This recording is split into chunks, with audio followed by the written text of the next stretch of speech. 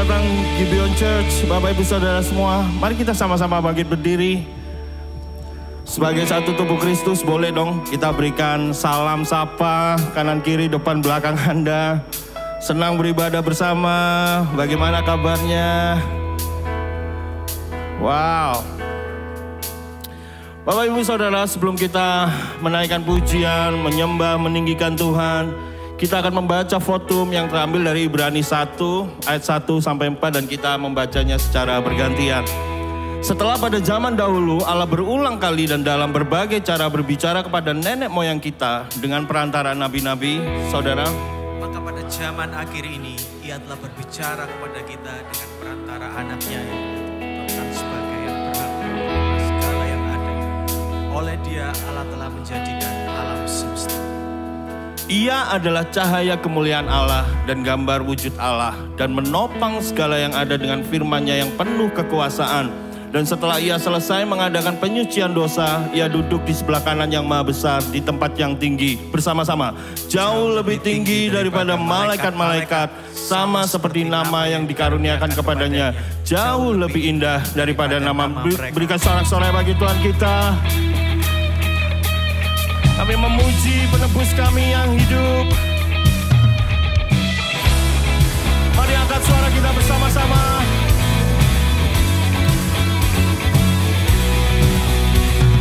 Nobatkanlah Raja, domba di tatanya.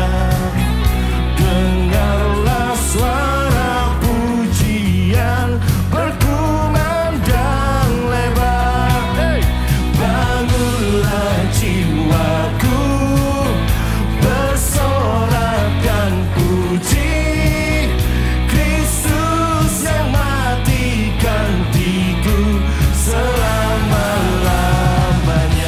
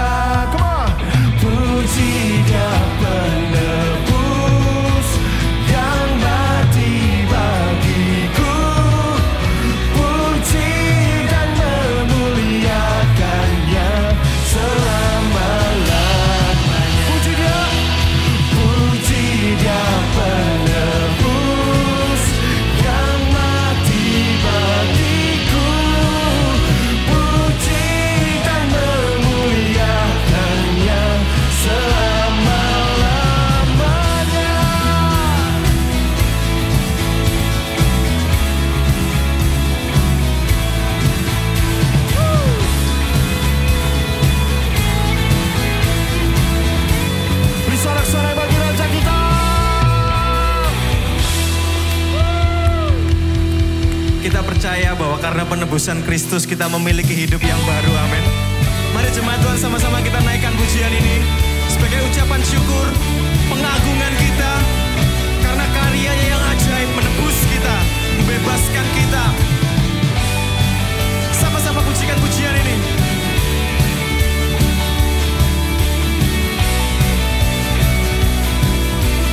Dengan iman, we say, Kau batu karang yang teguh,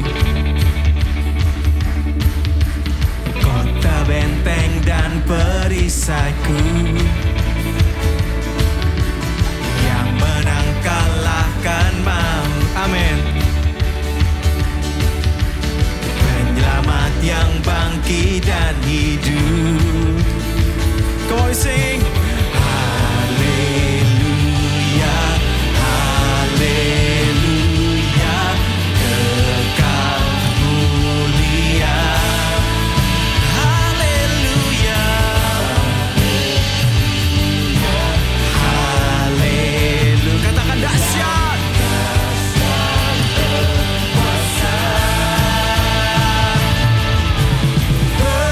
Bersorak, nyatakan Yesus Kaulah Tuhan, Kau Raja pemenang. Bersorak, masyurkan Yesus, Yesus Kaulah Tuhan, Juru Selamat dunia.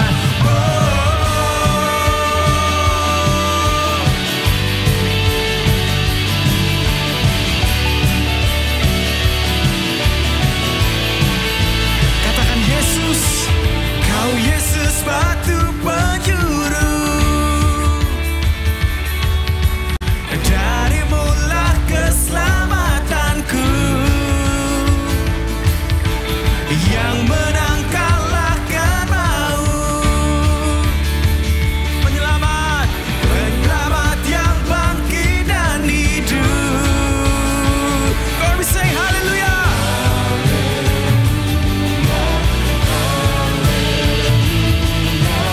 Kekal mulia, haleluya.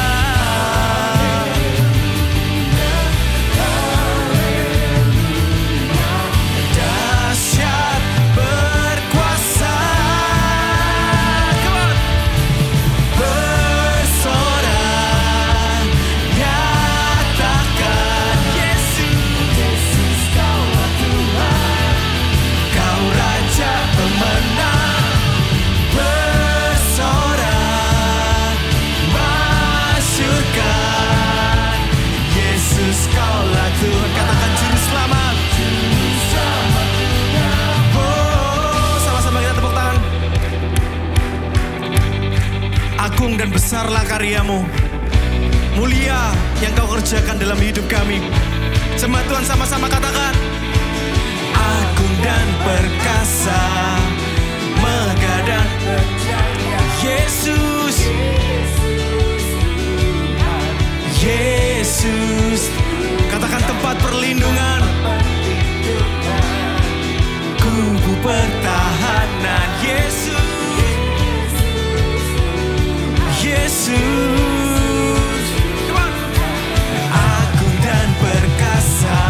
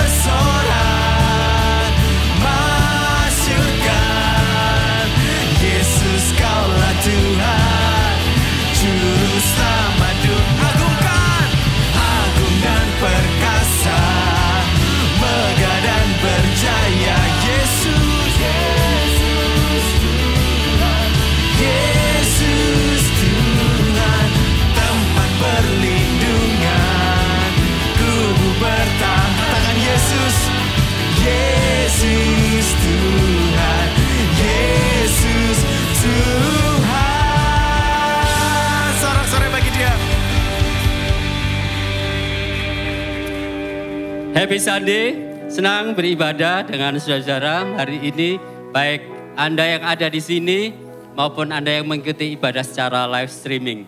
Kita akan bersama-sama merenungkan pembacaan katekismus dan minggu ini kita masuk pada pertanyaan yang kelima. Saya akan membacakan pertanyaannya lalu Anda membaca jawaban dan pembacaan ayatnya.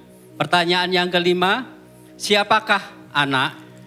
Anak adalah putra Bapa yang kekal dan tidak diciptakan, yang dengan rela menjadi manusia agar dia dapat mengungkapkan Bapa kepada kita, menjalani kehidupan yang benar demi kita, menebus kita dari dosa-dosa kita melalui kematian dan kebangkitannya, dan yang sekarang duduk di sebelah kanan Bapa bersyafaat bagi umatnya.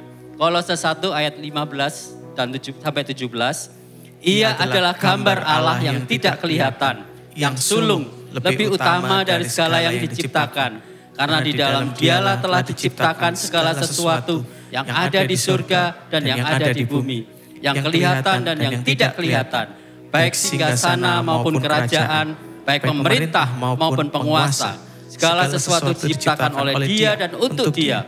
Ia ada terlebih dahulu dari segala sesuatu dan segala sesuatu ada di dalam Dia. Silakan duduk, saudara. Saudara-saudara, di luar sana ada ajaran yang menganggap bahwa Yesus itu bukan Allah atau Yesus itu lebih rendah daripada Bapa. Saudara, ini sangat bertentangan dengan pengajaran Alkitab dan memiliki implikasi yang serius terhadap iman Kristen. Saudara, Alkitab dengan jelas menyebutkan bahwa Yesus adalah gambar Allah yang tidak kelihatan sebagai yang sulung dan lebih utama dari segala yang diciptakan. Saudara, kata sulung itu tidak berarti bahwa Yesus adalah makhluk ciptaan pertama. Sebaliknya, gelar ini menegaskan bahwa Yesus adalah kekal, tanpa permulaan, dan Dialah Sang Pencipta. Dan segala sesuatu ada melalui Dia. Yohanes 1 ayat 3 dengan jelas mengatakan, segala sesuatu dijadikan oleh Dia, dan tanpa Dia tidak ada sesuatu pun yang telah jadi dari segala yang telah dijadikan. Tetapi pertanyaannya, bagaimana mungkin yang kekal itu dapat mengambil rupa menjadi ciptaan? Saudara, jawabannya ada dalam cara Yesus datang ke dunia, yaitu melalui kelahirannya dari seorang perawan. Karena Dia dikandung oleh Roh Kudus, maka Yesus tidak mewarisi dosa asal yang melekat pada setiap keturunan Adam. Sehingga meskipun Dia itu sepenuhnya manusia, Dia tetap kudus dan tanpa dosa. Saudara-saudara, Yesus adalah Allah sejati dan sekaligus manusia sejati. Yesus harus menjadi manusia sejati agar bisa menjalani hidup dalam ketaatan penuh kepada Allah di tempat kita yang telah gagal. Dia harus merasakan penderitaan, cobaan dan godaan yang kita hadapi, namun tanpa jatuh ke dalam dosa. Dengan demikian, ketika Dia mati di kayu salib, Dia tidak mati karena dosanya sendiri, melainkan menanggung hukuman atas dosa kita.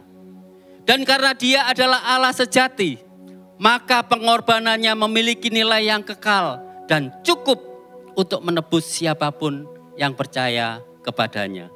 Saudara-saudara, apa implikasinya ini dalam hidup kita?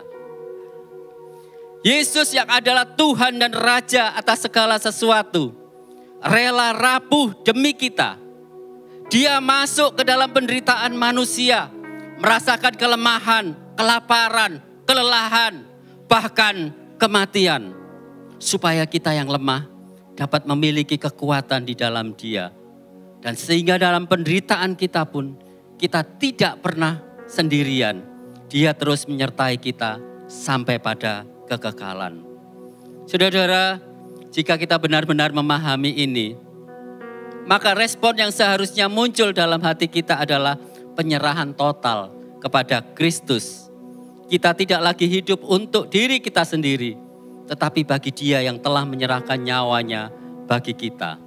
Kita juga harus secara sadar membawa setiap kecenderungan dosa kita, keinginan untuk mengendalikan hidup, mencari kepuasan di luar Tuhan, atau hidup di dalam kebanggaan diri itu untuk tunduk di bawah keutamaan Kristus.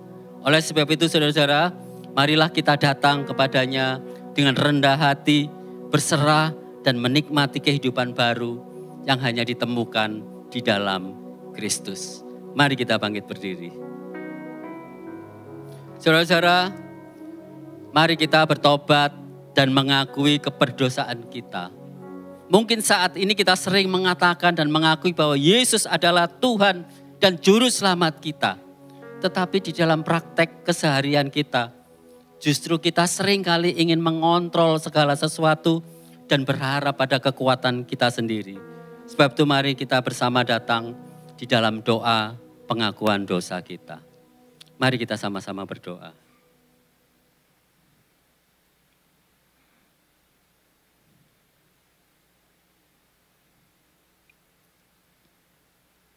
Bapa, saat ini kami datang kepadamu.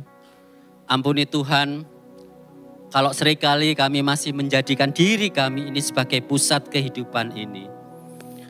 Sesungguhnya Engkaulah yang layak menjadi pusat dan yang terutama di dalam hidup kami. Terima kasih Tuhan, karena Engkau telah mengutus anak-Mu yang tunggal untuk datang ke dunia, hidup sebagai manusia dan menanggung penderitaan yang seharusnya menjadi hukuman bagi kami, orang-orang yang berdosa. Terima kasih Tuhan untuk karya penebusan-Mu dalam hidup kami. Mampukan kami agar kami dapat hidup sesuai dengan kehendak-Mu dan selalu mengutamakan Engkau dalam setiap aspek kehidupan kami. Terima kasih Tuhan, hanya di dalam nama Yesus, Allah dan Juru Selamat kami yang hidup, kami sudah berdoa. Amin. Mari kita meresponi katekismus yang baru saja kita dengar dengan menyanyikan pujian ini, Behold the Lamb. Biarlah melalui pujian ini kita kembali diingatkan dan mengarahkan hati kita kepada karya penebusan Sang Anak yang menyelamatkan hidup kita. Mari jemaat Tuhan sama-sama naikkan pujian ini. See Him there, the great I am, a crown of thorn upon His head, the Father's heart display for us. Oh God, we thank You for the cross. Lift it up on Calvary's hill, we curse Your name, and even still You bore our shame and paid the cost. Oh God, we thank You for the cross. Behold the Lamb, the story of redemption written on His hand. Jesus, You will reign forevermore. The victory is yours. We sing Your praise, endless hallelujah to Your holy name. Jesus, You will reign forevermore. The victory is yours.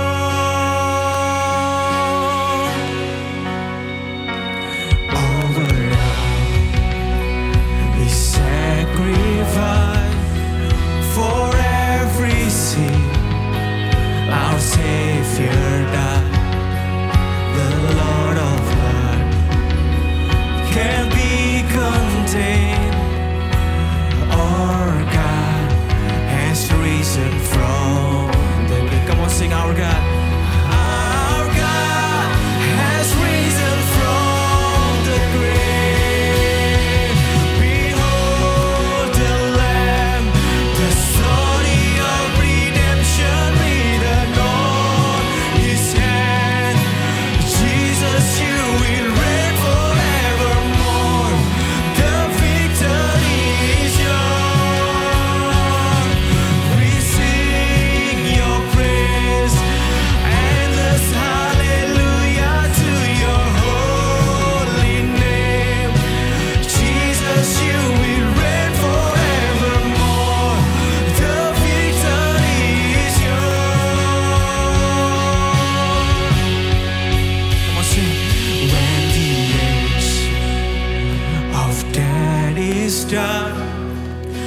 will see your. Katakan dengan iman dan pengharapan. Yes.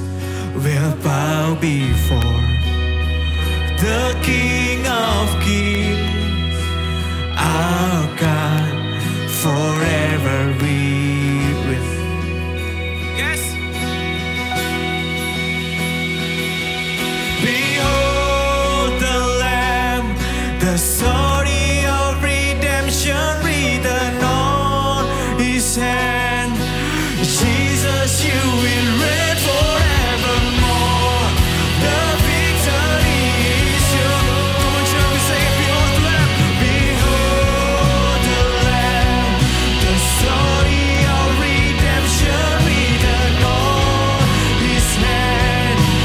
Jesus, you will reign forevermore. The victory is yours. We sing your praise, endless hallelujah to your holy name. Jesus, you will reign forevermore. The victory is yours. You reign forevermore.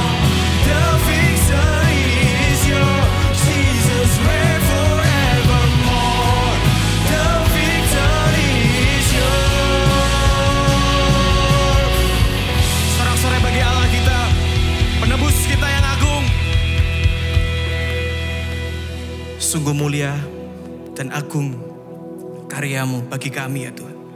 Seringkali kami lupa, seringkali kami gagal memaknai bagaimana Engkau menyelamatkan kami. Tapi kami percaya anugerah-Mu mengejar kami. Engkau tidak pernah menyerah Tuhan. Kami bersyukur karena kami punya Engkau menjadi pembela kami, penebus kami. Thank you Lord.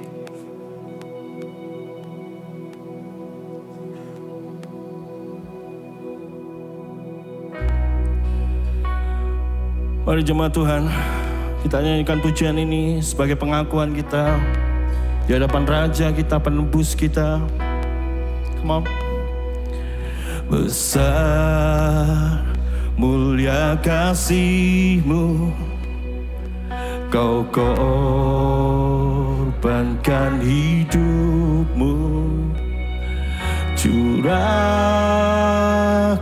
darah-Mu sebagai ganti dosaku.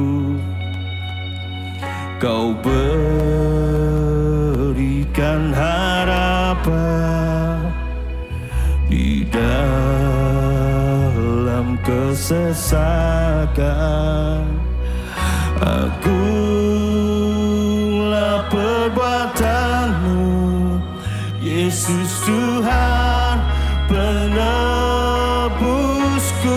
Semua karena kasih-Mu yang selamatkanku, menyucikan dan menebus hidupku.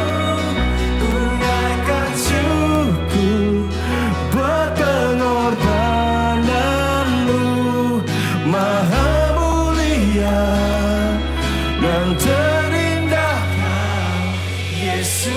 Beri tepuk tangan sore-sore bagi Tuhan kita. Amin. Kau berikan harapan di dalam kesesakan. Agunglah perbuatan-Mu, Yesus Tuhan penebusku. Karena kasih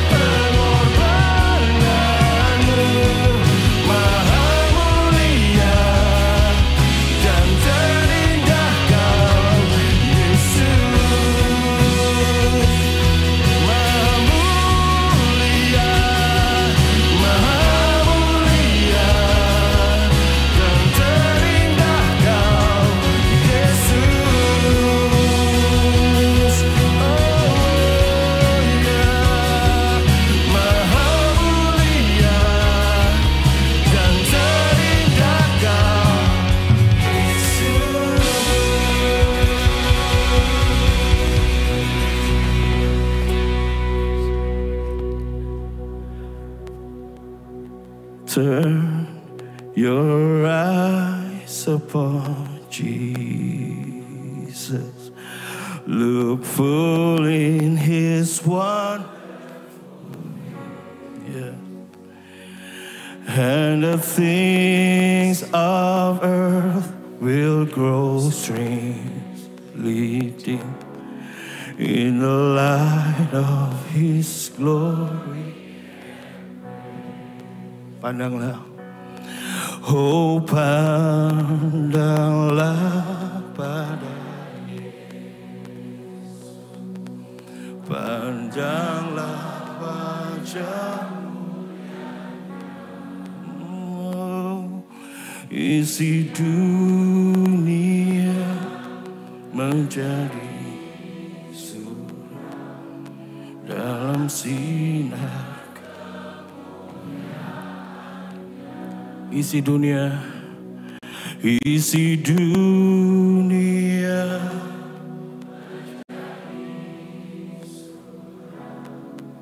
dalam sinar kemuliaan.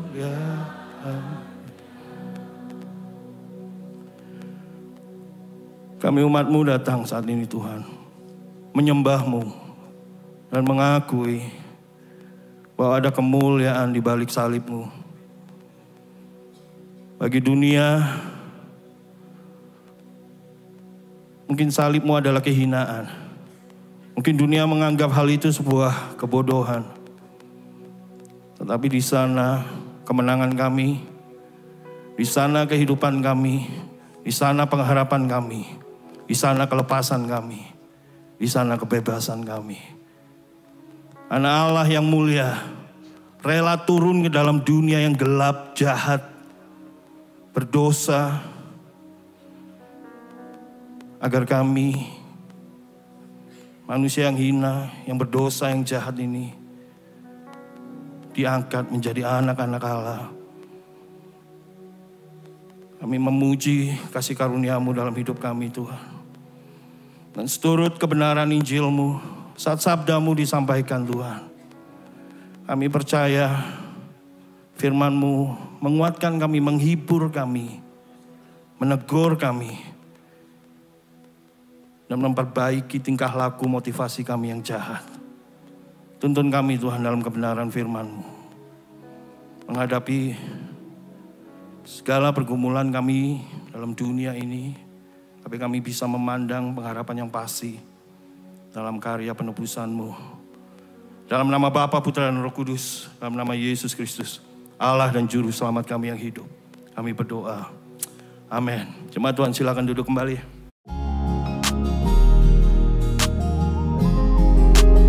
Tiba saatnya kita diberi kesempatan untuk memberikan persembahan. Anda dapat memberi dengan cara transfer ke rekening gereja yang kami cantumkan atau dengan scan QR Code melalui aplikasi-aplikasi yang ada di samping saya. Juga bisa melalui mesin edisi yang kami sediakan di area Giving Booth. Dan bagi Anda yang ingin berkontribusi dalam pembangunan gereja, Anda bisa langsung scan QR Code atau transfer ke rekening gereja yang tersedia khusus untuk pembangunan. Semua informasi yang dibutuhkan untuk memberi ada di kartu informasi Wish to Give di kursi masing-masing saat Anda datang. Kami juga menyediakan amplop yang dapat Anda pakai untuk memberi secara tunai, lalu dapat Anda masukkan ke dalam kotak persembahan yang tersedia di pintu keluar saat pulang nanti. Kita memberi bukan supaya diberkati, tetapi kita memberi karena kita sudah diberkati. Sebelum memberi, mari sama-sama kita berdoa. Tuhan, kami mengucap syukur buat kasih dan anugerah-Mu yang terus menopang dan memelihara kami sampai hari ini. Sebentar kami akan memberikan sebagian berkat yang kami terima. Biar ini menjadi berkat bagi pekabaran Injil-Mu melalui gereja-Mu yang ada di tempat ini. Kami mau memberi dengan hati yang penuh sukacita dan ucapan syukur. Hanya di dalam nama Tuhan Yesus kami sudah berdoa. Amin. Selamat memberi. Hai Church, welcome home. Saya Dita akan memberikan Anda beberapa informasi seputar Gibeon Church dalam Gibeon Weekly News.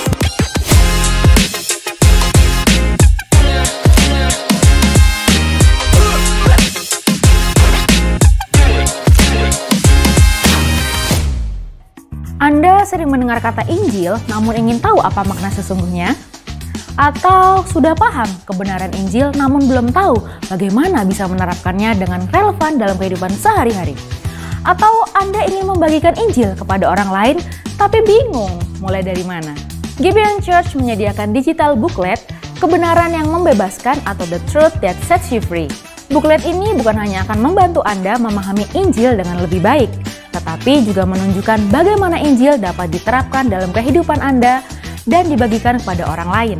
Melalui pengenalan yang dalam tentang Injil, Anda akan merasakan kuasa kasih-Nya yang dapat mengubah hidup Anda dan orang-orang di sekitar Anda. Jika Anda ingin mendapatkan digital booklet ini, Anda dapat scan QR Code yang ada di Connect Booth atau klik link yang ada di bio Instagram Gibeon Church. Jika Anda ingin bertanya lebih lanjut, Anda dapat mengunjungi Connect Booth di lantai basement setelah ibadah ini.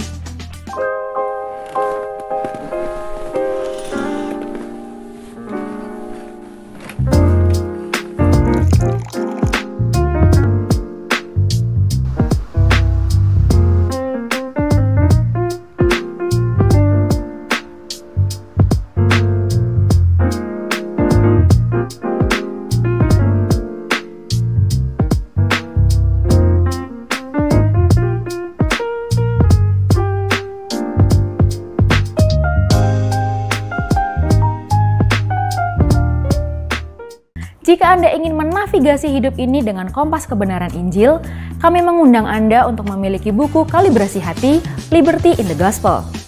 Buku renungan 52 minggu dari kitab Galatia ini akan membantu Anda menggunakan lensa Injil untuk mengkalibrasi hati Anda sehingga hidup Anda semakin selaras dengan kehendak-Nya. Dapatkan buku dan merchandise Kalibrasi Hati di booth lobi gereja setelah ibadah ini. Anda juga dapat membeli secara online melalui Tokopedia Gibeon Church. Seluruh keuntungan dari penjualan buku dan merchandise ini akan disumbangkan untuk mendukung pengembangan gospel-centered movement di Indonesia.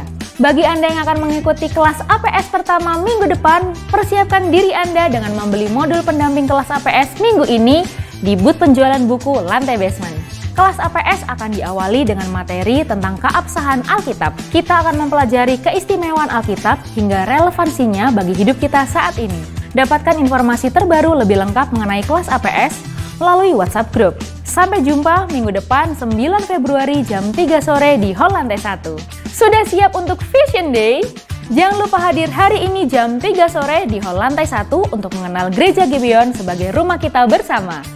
Registrasi ulang dapat dilakukan di basement. See you there! Kami ingin mengucapkan rasa syukur dan terima kasih yang sebesar-besarnya kepada Anda semua atas dukungan yang telah diberikan dalam proses pembangunan dan juga renovasi gedung Gibeon Church. Hingga saat ini dana yang telah terkumpul sudah lebih dari 90%. Bagi Anda yang rindu untuk berkontribusi dalam bentuk dana, Anda dapat memberi dengan 3 cara. Cara yang pertama yaitu dengan scan QR Code pada kartu di kursi Anda. Cara yang kedua, Anda dapat transfer ke rekening building fund yang tersedia di layar ini. Dan cara yang ketiga, Anda dapat memberi melalui mesin edisi di basement setelah ibadah ini. Minggu depan kita akan beribadah bersama dengan format acoustic worship. Dan kita juga akan melakukan sakramen perjamuan kudus bersama-sama. So, jangan lupa undang teman, saudara, maupun kenalan Anda. Sekian Gibeon Weekly News kali ini. Happy Sunday and enjoy the sermon. Hadir bersama dengan kami mengucapkan selamat datang bagi teman-teman yang live streaming online dari berbagai tempat di Indonesia bahkan luar negeri. Welcome, thank you for tuning in. Kita mempunyai hashtag bukan tempat untuk orang sempurna, tapi kita semua disempurnakan oleh kuasa Injil dan oleh kasih karunia Kristus. Yang setuju katakan amin. Sebelum kita masuk dalam khotbah kita, saya juga mengingatkan nanti setelah ibadah ketiga kita akan ada Vision Day. Saya tahu banyak yang nanya sama saya tadi, Pak saya belum daftar, apakah hari ini saya bisa datang saja? Go show, yes, you can come. Tapi mungkin snacknya saudara nggak dapat mungkin ya, saudara nggak tahu. Tetapi saya pretty sure jam 3 saudara udah makan dan yang lain-lain. Kalau saudara ingin tahu dan mengenal, saudara lagi cari gereja, saudara baru datang ke sini beberapa kali dan saudara ingin tahu kenapa kok namanya Gibeon, apa yang akan dilaporkan di laporan keuangan, bagaimana seluruh pastoral team itu dapat bertanggung jawab untuk setiap rupiah yang kita spend di Gibeon Church. Kita akan paparkan semua, saudara bisa datang bersama-sama. Dan juga minggu depan kita akan memulai APS ya saudara ya. Ada yang bilang sama saya, Pak itu harus beli bukunya gitu ya. Saya itu malas kalau kayak gitu-gitu. Saudara, beli bukunya itu nggak ada untung dari Gibeon Church ya. Itu cuman hanya ongkos cetak ya saudara ya. Jadi yang lalu malah begini. Satu buku bisa dibagi-bagi berempat orang. Gimana cara ngelihatnya 4 orang itu saudara ya? Cuma dihitir ya. Untuk buku gitu ya saudara ya. Maksudnya buku itu saudara bisa tulis, saudara bisa catat di sana. Nanti saudara kalau itu bisa lihat-lihat lagi dan yang lain-lain. Jadi ya kita akan memulainya minggu depan. Kalau saudara belum punya bukunya saudara bisa beli hari ini ya saudara. Itu hanya untuk mengganti ongkos cetak. Tuhan jadi saksi saya. Nggak ada yang ngecuan ya saudara ya. Oke, kita akan masuk dalam khotbah berseri kita. Facing the World with Gospel Confidence. Dan ini adalah minggu yang kelima dari khotbah kita. Dan kita akan membahas hidup bersama dengan Kristus. Hari ini kita akan membahas mengapa. Sangat signifikan bahwa keselamatan hanya ada di dalam Yesus Kristus saja. Mengapa di luar Kristus manusia tidak mampu menyelamatkan dirinya sendiri. Dan Paulus secara brilian menggambarkan dan menjelaskan doktrin ini dengan luar biasa di kitab Efesus pasal yang kedua. Jadi kita sudah masuk ke pasal yang kedua di minggu yang kelima ini ya. Jadi saudara 4 minggu ngomongin pasal yang pertama. Ya, nanti kita lihat berapa minggu kita ngomong pasal kedua ya saudara ya. Efesus 2 ayat 1 sampai 10. Kita akan membacanya bergantian. Saya membaca yang ganjil, saudara yang membaca yang genap. Saya akan memulainya terlebih dahulu. Efesus 2 ayat 1. Kamu dahulu sudah mati karena pelanggaran-pelanggaran dan dosa-dosamu. Ayat 2. Kamu hidup di dalamnya karena kamu mengikuti jalan dunia ini. Karena kamu mentaati kerajaan angkasa, yaitu roh yang sekarang sedang bekerja di antara orang-orang durhaka. Sebenarnya dahulu kami semua juga terhitung di antara mereka. Ketika kami hidup di dalam hawa nafsu daging dan menuruti kehendak daging dan pikiran kami yang jahat. Pada dasarnya kami adalah orang-orang yang harus dimurkai sama seperti mereka yang lain. Ayat 4. Oleh karena kasih-Nya yang besar yang dilimpahkannya kepada kita, telah menghidupkan kita bersama-sama dengan Kristus, sekalipun kita telah mati oleh kesalahan-kesalahan kita, oleh kasih karunia kamu diselamatkan. Ayat 6. Dan di dalam Kristus Yesus Ia telah membangkitkan kita juga dan memberikan tempat bersama-sama dengan Dia di surga, supaya pada masa yang akan datang Ia menunjukkan kepada kita kekayaan kasih karunia-Nya yang melimpah-limpah sesuai dengan kebaikan-Nya terhadap kita dalam Kristus Yesus. Ayat 8. Kamu diselamatkan itu bukan hasil tetapi pemberian. Itu bukan hasil pekerjaanmu. Jangan ada orang yang memegahkan diri. Ayat 10. Karena kita ini buatan Allah dalam Kristus Yesus untuk melakukan pekerjaan baik yang dipersiapkan Allah sebelumnya. Ia mau supaya kita hidup di dalamnya. Begitulah firman Tuhan. Poin saya ada 3 hari ini ya. Ayat 1 sampai 3 kita akan bahas. Kita itu diselamatkan dari apa? Kemudian poin yang kedua, kita lompat ayat 8 sampai ayat 10. Kita diselamatkan kepada hidup yang seperti apa? Kemudian kita akan bahas ayat 4 sampai 7. Bagaimana kita diselamatkan dan melalui apa kita diselamatkan. Oke, kita akan mulai poin yang pertama. Kita akan bahas eksposisi ayat 1 sampai 3. Kita diselamatkan dari apa? Kenapa kok ini penting? Karena tanpa memahami kita diselamatkan dari apa, kita tidak akan bisa bersyukur akan apa yang kita miliki di dalam Kristus.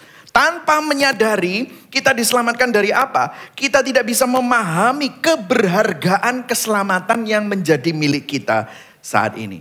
Nah, saya akan memulainya dengan sebuah ilustrasi. Kalau saudara punya cellphone, saudara punya ponsel, secanggih apapun, speknya tinggi sekali, dan saudara punya cellphone ini mahal sekali, tapi waktu saudara berusaha nyalakan, cellphone itu tidak bisa nyala. Saudara berusaha colokkan, cellphone itu nggak bisa nyala. Saudara goyang-goyangkan, cellphone itu nggak bisa nyala. Jadi tidak peduli seberapa canggih cellphone saudara, seberapa mahal cellphone saudara, tanpa daya, cellphone itu hanyalah benda mati. Nah, perhatikan.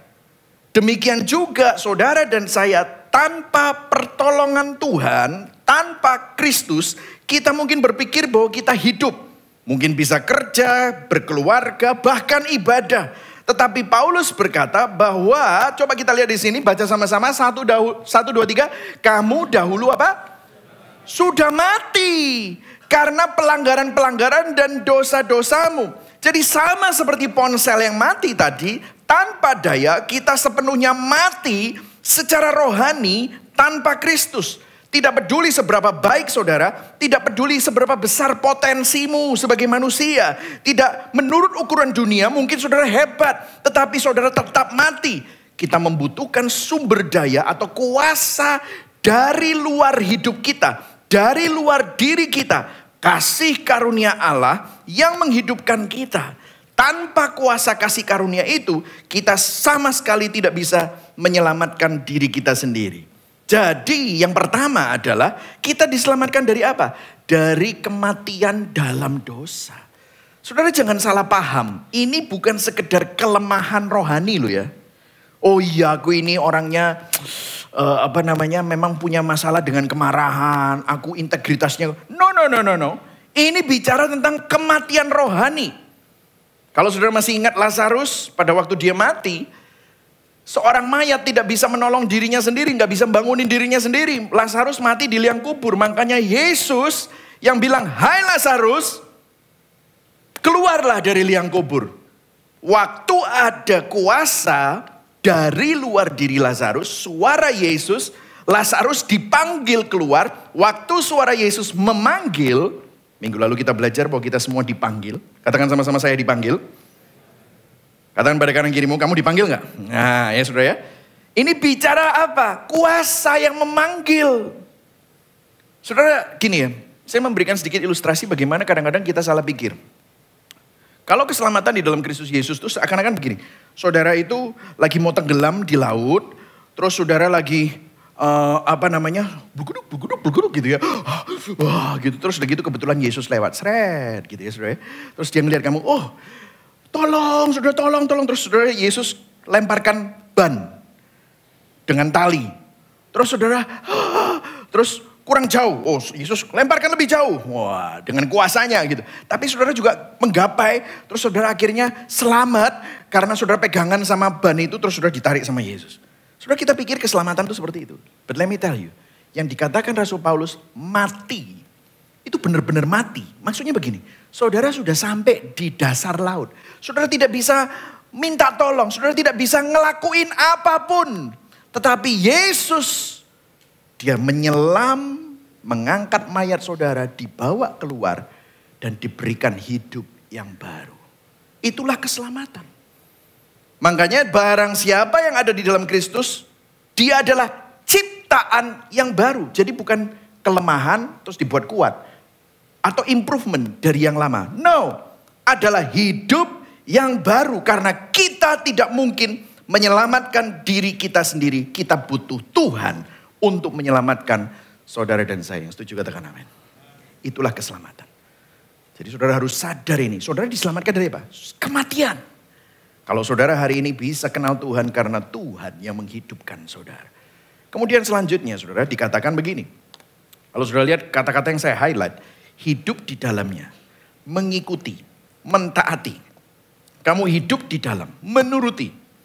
Dalam bahasa Inggris, bahasa Indonesia itu kata-katanya lemah. Tetapi bahasa Yunaninya berkata hidup di dalamnya, bahasa Yunaninya adalah paripateo. Yang memiliki arti saudara dikuasai, kita dikuasai. Dan bahasa aslinya bicara diperbudak. Berarti saudara ini diselamatkan dari perbudakan dosa. Karena tanpa keselamatan itu kita diperbudak oleh dosa. Seakan-akan begini saudara. Saudara bayangkan seorang yang kecanduan narkoba. Saudara orang yang kecanduan, dia pikir dia bisa mengendalikan zat narkoba itu. Tapi kalau saudara diperbudak oleh zat itu. Saudara harus butuh. Saudara gak bisa menyelamatkan diri saudara sendiri. Saudara butuh rehabilitasi dari luar. Saudara butuh sebuah kuasa dari luar untuk bisa melepaskan saudara dari ketergantungan dan kecanduan saudara. Karena tubuh saudara terikat dan memerlukan sesuatu dari luar untuk membebaskannya. Begitu juga dengan dosa. Kita nggak bisa berhenti sendiri. Kita butuh kuasa kasih karunia Allah yang membangkitkan kita, yang membebaskan kita. Saat kita mati rohani, kita bukan hanya nggak mampu menyelamatkan diri kita sendiri. Namun kita juga sepenuhnya dikuasai, dikendalikan, dan diperbudak oleh dosa. Coba kita lihat, kita diperbudak apa saja sih? Karena kata-katanya di situ ada sambungannya, saudara. Yang saya akan tunjukkan kepada saudara, ternyata kita diperbudak oleh 3 hal. Yang pertama, kalau saudara lihat di sini, kamu mengikuti jalan dunia. Katakan sama-sama jalan dunia. Jalan dunia, ya ini loh. Nilai-nilai dunia yang melawan Tuhan. Firman Tuhan berkata di 1 Yohanes berkata bahwa persahabatan dengan dunia adalah permusuhan dengan Allah. Ini bicara tentang cara-cara pikir kita yang seringkali dibombardir dengan nilai-nilai humanisme, nilai-nilai woke culture, nilai-nilai dunia yang sangat berbalikan dengan nilai-nilai firman Tuhan. Dan apalagi, kemudian penguasa kerajaan angkasa. Kamu mentaati penguasa kerajaan angkasa. Ini bicara tentang musuh rohani, iblis, yang menyesatkan kita. Saudara, bagaimana iblis membuat kita taat? Kita mentaatinya apa? Kita percaya kebohongan-kebohongannya. Kalau saudara masih ingat Adam dan Hawa dikasih tahu apa? Kalau kamu makan pohon ini, kamu akan jadi seperti Tuhan. Loh, Adam dan Hawa loh diciptakan menurut gambar dan rupa Allah. Mereka sudah jadi seperti Tuhan. Tapi mereka mau jadi Tuhan. Itulah iblis. Artinya apa? Ketika kita menempatkan diri di pusat kehidupan kita, kita mencerminkan sifat iblis. Kita egois, kita berpusat pada diri kita sendiri, memuliakan diri kita sendiri. Kita mentaati kebohongan si iblis. Kemudian yang ketiga, coba kita lihat di sini. Kalau saudara bisa lihat ada merah 2 itu. Kami hidup di dalam hawa nafsu daging dan menuruti apa saudara? Kehendak daging. Daging di sini bicara sarx. Sarx ini bicara sifat manusia yang tadi itu. Yang berpusat pada diri sendiri. Saudara, beginilah ketiga hal ini menarik kita. Kita diperbudak, dikendalikan seperti seorang yang hanyut dalam arus sungai yang deras. Kita nggak bisa berenang keluar dari dosa.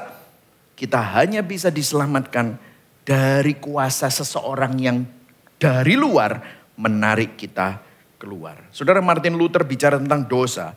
Dia berkata dalam bahasa Latin, dia bilang begini, incurvatus in se. Artinya gini, hati manusia yang diperbudak dosa, itu hati yang melengkung pada dirinya sendiri. Apa maksudnya? Hati manusia begitu melengkung pada dirinya sendiri, sehingga ia mencari segala sesuatu, bahkan Tuhan, demi kepentingannya sendiri. Itulah ego manusia. Saudara tahu di dalam hati kita tanpa kuasa kasih karunia Tuhan, ada sebuah komputer kecil di dalam diri saudara yang kerjanya 24 jam sehari, 7 hari seminggu dan 365 hari setahun. Saudara tahu apa yang komputer itu lakukan? Setiap kali selalu ngomong, untungnya apa buat aku, untungnya apa buat aku.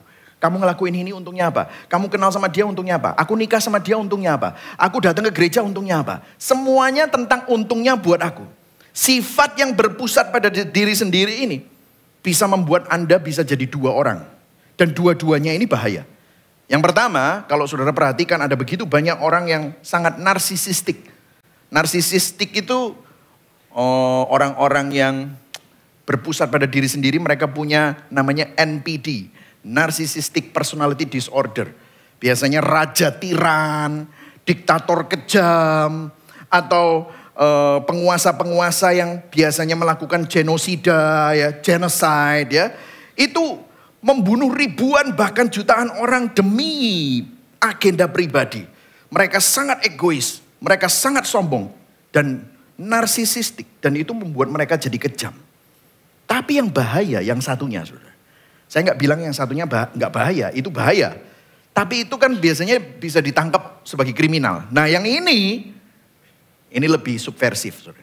Kenapa? Sebaliknya sifat yang narsisistik, yang berpusat pada diri sendiri, yang incurvatus in se, yang hatinya melengkung pada dirinya sendiri. Ini bahayanya apa? Kamu bisa jadi orang yang sangat bermoral. Kamu bisa melayani orang lain. Kamu bisa nolongin orang miskin. Kamu bisa jadi orang tua yang baik. Kamu bisa jadi anak yang baik. Tapi seperti Luther katakan, kamu tidak melakukannya untuk orang tuamu. Kamu tidak melakukannya untuk orang yang kamu tolongin. Kamu tidak melakukannya untuk anak-anakmu. Tapi kamu melakukannya, kita melakukannya untuk diri kita sendiri. Kita melakukannya untuk merasa baik. Kita melakukannya untuk membuat anak kita berhutang sama kita. Kita melakukannya untuk membuat orang tua kita ngasih kita warisan. Kita melakukannya untuk membuat orang supaya hutang budi sama kita. Dan kita melakukan semua itu bukan untuk kemuliaan Tuhan. Bahkan saudara bisa beribadah. Saudara bisa melakukan semua yang baik. Tapi yang menjadi pusatnya bukan Tuhan. Bukan orang itu yang kamu tolongin. Tapi semuanya tentang diri kita sendiri. Makanya dosa itu bukan hanya melakukan kejahatan. Yang lebih bahaya adalah melakukan sesuatu yang baik dengan motivasi yang salah. Sehingga kamu merasa lebih baik dari orang lain, lebih rohani. Dan ini membuat kita semakin berpusat pada diri kita sendiri. Dan mendorong kita bisa jadi sangat religius. Kelihatannya mencintai Tuhan, taat, datang ke gereja, catat khotbah, berdoa, mentaati persepuluhan, mentaati 10 perintah Allah, pergi ke gereja. Tetapi Anda melakukan semuanya untuk dirimu. Bukan untuk Tuhan. Waduh pastor, kalau kayak gini gimana kita tahu? Gimana cara ngetesnya? Gampang saudara cara ngetesnya. Mau tahu cara ngetesnya? Gini saudara. Gimana kita tahu kalau kita melakukan semua itu dengan motivasi yang salah? Bahkan yang baik itu motivasinya salah. Gimana kita tahu? Saat kita melakukan segala sesuatu berpusat pada diri sendiri. Gini saudara. Waktu apa yang kamu harapkan kamu dapatkan. Misalnya anak-anakmu ternyata sudah kamu baik sama dia, ternyata kurang ajar dan utang budinya tidak dibayar. Apa yang saudara? Marah saudara. Waktu saudara sudah begitu hormat sama orang tuamu melayani, ternyata warisannya jatuh ke adikmu. Dan saudara nggak dapat apa-apa. Saudara marah. Waktu saudara sudah melakukan semua yang baik secara rohani. Dan saudara minta terobosan dari Tuhan. Saudara minta jawaban dari doa. Tapi semua jawaban doamu, semua terobosan yang kamu tunggu-tunggu tidak datang. Engkau marah, engkau kecewa sama Tuhan. Aku sudah ngelakuin semua. Kenapa Tuhan tidak melakukannya? Let me tell you, Anda bukan beribadah untuk melayani Tuhan. Namun Anda beribadah untuk membuat Tuhan melayani Anda. Itulah yang terjadi di banyak orang. Itulah sebabnya ke gereja tidak menyelamatkan saudara. Karena dosamu incurvatus in se masih terus ada di sini. Itulah sebabnya kita butuh kasih karunia Tuhan. Dan saudara tahu kita diselamatkan dari apa lagi? Kita baca Efesus 2 ayat 3b. Kita baca sama-sama. 1, 2, 3. Pada dasarnya kami adalah apa? Orang-orang yang harus dimurkai sama seperti mereka yang lain. Sama seperti orang yang gak percaya Tuhan. Kalau saudara beragama saja, murka Allah tetap ada. Jadi kita ini diselamatkan dari dosa yang membuat kita layak dimurkai Allah.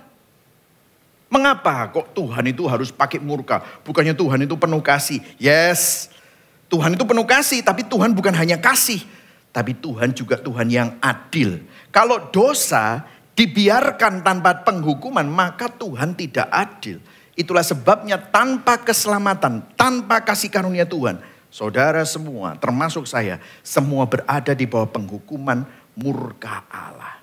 Dan kita pikir, penghukuman murka Allah itu kan nanti, aku kan bisa bertobat sebelum aku mati. Nanti sebelum pintunya tertutup, aku bertobat Tuhan. Just masuk. Gitu ya. Mungkin saudara berpikir seperti itu. Let me tell you ya. C.S. Lewis berkata, ada yang interesting. C.S. Lewis berkata begini dalam bukunya The Problem of Pain. Saudara tahu neraka itu bukan nanti. Tidak ada yang lebih menyiksa daripada sifat berpusat pada diri sendiri. Itu adalah neraka yang dimulai di dalam diri kita. Yang akhirnya akan membawa kepada neraka yang kekal. Saudara, kalau saudara nonton film aja lah. Semua tokoh film, semua tokoh-tokoh yang jahat atau tokoh yang kelihatannya baik ternyata jahat. Kan semuanya berpusat pada diri sendiri. Betul ya saudara? Dari situ aja saudara bisa lihat bagaimana hidup mereka dibelenggu, dirongrong. Dan mereka mengalami banyak penderitaan. Orang yang pengen kaya jatuh dalam berbagai duka. Loh itu loh firman Tuhan berkata. Jadi neraka itu sudah dimulai di mana? Waktu masih hidup ini. Kalau saudara berpusat pada diri sendiri seperti Martin Luther bilang, incurvatus in se. Itu saudara membuat dirimu mengalami neraka saat ini. Jadi kita diselamatkan dari apa saja? 3 hal ya, kematian rohani, perbudakan dosa, dan murka Allah. Reflektifnya, apakah kita sadar sih bahwa kita ini gak hanya tersesat, tapi benar-benar mati secara rohani? Atau kita sering berpikir seperti ini, oh aku hanya perlu improvement sedikit dalam hidupku, hanya memperbaiki hidup. Kalau saudara berpikir bahwa kekristenan hanya memperbaiki hidup, gak heran saudara hanya senang dengan firman-firman yang hanya motivasi-motivasi. Yang membuat bisnismu lancar, membuat dirimu diberkati, membuat dirimu mengalami mujizat. Karena itu hanya membawa saudara memperbaiki hidup. Apakah kita sadar kita sedang diperbudak oleh sesuatu dalam hidup ini? Keinginan dunia, kesombongan, nafsu, ego, ambisi. Atau merasa bebas? Pertanyaannya begini, kalau benar-benar bebas, kenapa kok masih terus melakukan hal yang sama yang rusak hidup kita sendiri? Betul saudara? Apakah kita pernah merenungkan bahwa karena dosa, murka Allah benar-benar ada atasmu?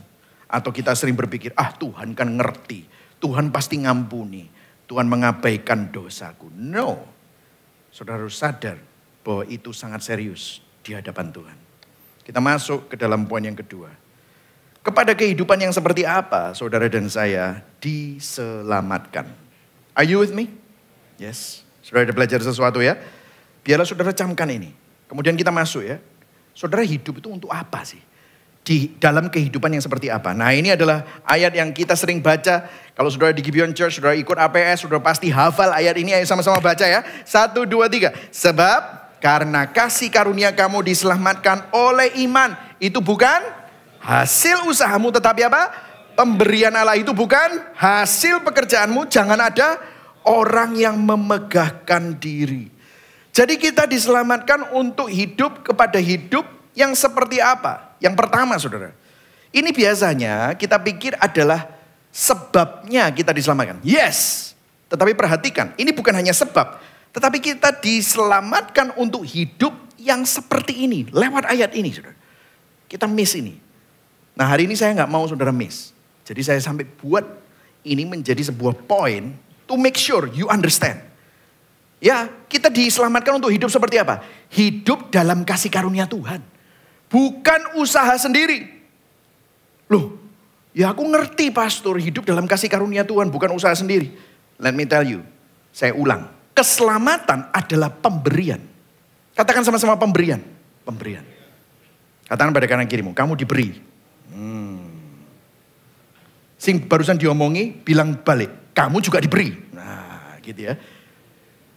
Bukan upah, karena usaha. Penting saudara. Karena gini, hidup dalam kasih karunia berarti hidup dengan kesadaran bahwa segala sesuatu yang saudara miliki, keselamatan, pasanganmu, anak-anakmu, bisnismu, pekerjaanmu, kepintaranmu, kelihayanmu, bukan hasil usahamu sendiri. Tapi semuanya itu karena kasih karunia Tuhan. Saudara saya kasih ilustrasi. Seorang anak yatim piatu di panti asuhan. Tidak bisa membeli jalan masuk ke dalam keluarga yang dia mau. Keluarga yang dia mau harus visit kepada panti asuhan itu. Dan harus memilih anak yang mana yang mau diadopsi. Bukan karena usaha anak itu. Tetapi karena kasih dari orang tua yang memilih dan mengadopsi. Demikian juga saudara dan saya tidak bisa membeli dan menghasilkan keselamatan. Gak bisa. Itu diberikan kepada saudara karena saudara dipilih Tuhan. Karena kasih Tuhan kepada kita sebagai anugerah. Tuhan ingin kita sadar bahwa segala sesuatu dalam kehidupan kita is a gift. Pemberian. Kita perlu melihat segala sesuatu yang kita miliki sebagai pemberian. Bukan gini saudara. Oh ini karena hakku. Oh ya ini karena aku ciamik memang. Memang aku bisa. Ini layak aku mendapatkannya. Nah kemudian yang kedua adalah hidup oleh iman. Nah saudara perhatikan di sini. Iman bukan hanya kepercayaan intelektual. Tetapi juga kepercayaan penuh kepada Allah. Yang membawa ketenangan dalam hati. Nah saudara mungkin bilangnya, oh aku udah belajar banyak ini tentang iman ya. Di Gibeon Church itu selalu ada anatomi iman ya. Iman yang bukan iman yang besar, tapi iman yang benar gitu ya. Tapi banyak yang bilang sama saya, wah ngel Pak, ya apa sih hidup oleh iman itu? Gimana sih caranya hidup oleh iman? Saudara ada yang bilang gini, iman itu adalah bukti dari sesuatu yang belum ada dan belum kita terima. Wah akhirnya aku beriman, aku akan punya omset segini. Wah kan gitu saudara ya. Lah itu kan iman terhadap iman, bukan iman terhadap Tuhan. Nah kuncinya gimana caranya hidup dalam kasih karunia bahwa segala sesuatu itu pemberian. Dan hidup oleh iman, 2A dan 2B ini berkaitan. Kuncinya di mana? Gimana caranya? Nah ini sesuatu yang saya sendiri pun waktu menyiapkan ini terbuka saudara. Kuncinya di sini saudara. Di ayat 9. Coba baca sama-sama pelan-pelan ya. Saudara-saudara kita sama-sama baca. Ayat 9. 1, 2, 3. Itu bukan hasil pekerjaanmu. Jangan ada orang yang apa? Memegahkan diri. Katakan pada diri saudara sendiri. Jangan memegahkan diri. Katakan pada kanan kirimu. Kamu jangan memegahkan diri. Yang baru diomongi juga bilang. Kamu yo jangan memegahkan diri. Nah ya saudara. Ini penting. Masukkan dalam hidup saudara. Masukkan di dalam pikiran saudara dan hati saudara. Gini saudara. Perhatikan. Saya kembali ke sini lagi. Hidup oleh iman. Iman bukan hanya kepercayaan intelektual. Tapi juga kepercayaan penuh kepada Allah yang membawa ketenangan. Artinya begini. Alasan kita dapat hidup dalam kasih karunia. Dan hidup oleh iman. Karena kita tidak lagi memegahkan diri. Perhatikan. Saudara waktu kita mendengar kata bermegah, kita pikir itu kita menyombong. Tetapi bagi orang-orang zaman dulu, saya akan adjust sedikit. Bermegah memiliki makna yang berbeda dan jauh lebih mendalam. Kalau saudara baca kisah-kisah kuno, termasuk Alkitab, sebelum seorang prajurit pergi ke medan perang, mereka tuh selalu bermegah. Oh, maksudnya apa? Mereka bermegah di sini untuk apa? Memberikan diri mereka confidence. Untuk memberikan diri mereka keberanian, courage. Mereka akan berkata gini, mereka nyanyi-nyanyi. Ya saya nggak bisa nyanyi ya, saya bukan tentara ya, tapi biasanya gini. Oh, kita punya kereta perang besi, musuh kita tidak punya. Kuda kita lebih banyak daripada kuda mereka. Kita punya 10.000 kuda, mereka cuma punya 5.000 kuda. Kita punya 100.000 tentara, mereka hanya punya 50.000 tentara. Itu adalah cara untuk memberikan confidence, memberikan keyakinan pada diri mereka sendiri dan keberanian, courage, bahwa mereka ini hebat. Dan mereka pasti menang. Jadi dalam peperangan kuno, para prajurit bermegah dengan memuji senjata mereka, memuji kuda mereka, memuji panglima mereka, jenderal mereka untuk mendapatkan keberanian perang. Nah, perhatikan. Di dalam Kristus, kita tidak perlu lagi bermegah pada diri. Kita memiliki gospel confidence karena segala sesuatu cukup di dalam Dia. Nah, di luar Kristus memang manusia terus cari alasan untuk bermegah. Bermegahnya di mana? Karir. Bermegahnya di mana? Kekayaan. Bermegahnya di mana? Reputasi, penampilan. Wah, barangnya branded KB gitu saudara ya. Semuanya harganya ratusan juta. Atau kalau enggak, bermegah pada kesalehan agamawi. Oh ini loh aku. Aku enggak kayak orang-orang Gibeon ini. 21 hari aku puasa bro. Supaya dapat terobosan ini. Nanti lihat naik tahun 2025. Tahun terobosan itu. Tapi saudara tahu, semua itu melelahkan. Dan tidak pernah cukup. Saudara, dulu di luar Kristus kita selalu cari sesuatu yang dibanggakan. Sebelum kenal Kristus kita mencari sesuatu yang membuat kita merasa berarti. Prestasi, kecerdasan, kekayaan, bahkan pelayanan. Atau kesalehan kita sendiri. Dan itu membuat kita merasa lebih baik daripada orang lain. Karena kita lebih sukses, lebih pintar, lebih cantik, lebih religius. Lebih baik secara moral. Orang yang belum hidup di dalam Injil selalu mencari sesuatu yang dibanggakan. Karena mereka merasa harus membuktikan nilai diri mereka. Tapi perhatikan saudara. Kalau keselamatan adalah 100% adalah kasih karunia. Katakan sama-sama kasih karunia. Kalau itu semua adalah kasih karunia. Maka Alasan apa yang membuat kita merasa lebih baik daripada orang lain? Gak ada yang bisa bilang aku diselamatkan karena aku lebih baik dari orang itu. No, semua orang diselamatkan dengan cara yang sama. Karena ada seorang juru selamat yang menjadi pengganti kita. Dan itu bukan karena kamu baik, tidak ada yang memikat dia untuk melakukan itu. Tetapi karena kerelaannya, karena belas kasihannya, karena kasih karunia-Nya, Kristus menanggung hukuman yang seharusnya saudara dan saya terima. Ketika kita bermegah dalam salib, Kristus jadi kecukupan kita. Sehingga dunia kehilangan cengkramannya atas kita. Kekayaan sudah tidak mencengkram saudara lagi. Karena saudara kaya bukan karena omsetmu atau asetmu. Saudara kaya karena Kristus. Kekuasaan tidak mencengkram kita. Reputasi dan hubungan yang fana tidak lagi mendefinisikan nilai kita. Ketika kita bermegah dalam salib, dunia disalibkan bagi kita dan kita bagi dunia. Artinya hal-hal ini tidak lagi mengontrol kita. Kita nggak lagi berkata aku butuh ini, aku butuh itu untuk merasa utuh. Tetapi dengan penuh keyakinan, Kristus adalah hidupku. Christ is enough. Dan di dalam Dia, aku memiliki segala sesuatu yang aku butuhkan. Yang setuju katakan amin. Terima ini saudara. Semua hal yang fana yang dulu menguasai saudara kehilangan cengkramannya. Karena dunia disalibkan bagi kita dan kita bagi dunia. Dan itu hanya mungkin kalau saudara sadar bahwa Yesus mengambil tempat saudara untuk menjadi pengganti kita. Dan kita diselamatkan untuk hidup yang seperti apa? Ayat 10, baca sama-sama. 1, 2, 3. Karena kita ini buatan Allah diciptakan dalam apa? Kristus Yesus untuk melakukan pekerjaan baik yang dipersiapkan Allah sebelumnya.